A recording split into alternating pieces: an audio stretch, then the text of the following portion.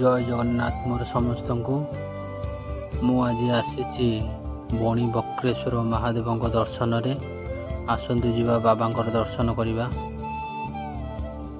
ମନ୍ଦିରର ପ୍ରବେଶ ଦ୍ୱାର ଡାହାଣ ପାର୍ଶ୍ୱରେ ମହାବୀରଙ୍କର ମନ୍ଦିର, ବାମ ପାର୍ଶ୍ୱରେ ବିବାହ ବେଦୀ।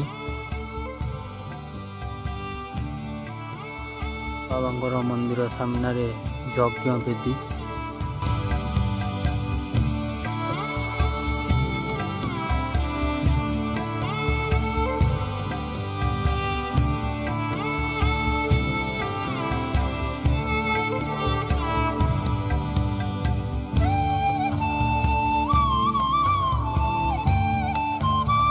জয় ବାବା ବଣି ବକ୍ରେଶ୍ୱର ମହାଦେବ।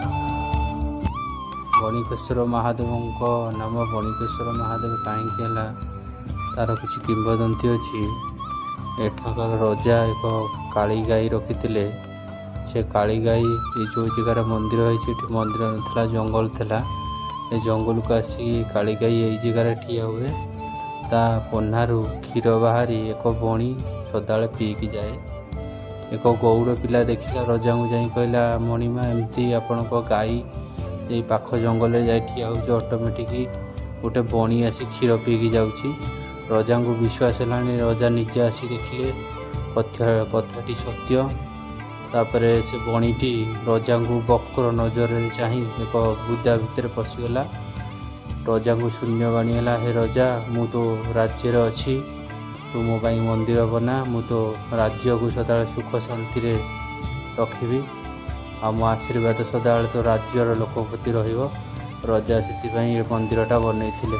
ଏମିତିରେ ବି ବାବା ଭୋଳାନାଥଙ୍କର ଯେଉଁ ନୀଳା, ବାବା ନୀଳାଙ୍କୁ ଯିଏ ବୁଝିବ, ସେ ବାବାଙ୍କୁ ଅଟୋମେଟିକ୍ ବୁଝିଯିବ। ମନ୍ଦିରର ବାମ ପାର୍ଶ୍ୱରେ ପ୍ରଭୁ ନରସିଂହଙ୍କର ମନ୍ଦିର।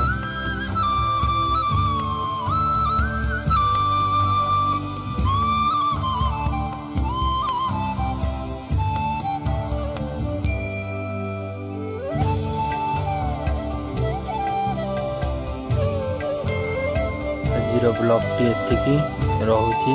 ଜୟ ଜଗନ୍ନାଥ। ଜୟ ବାବା ବଣିକେଶ୍ୱର ମହାଦେବ।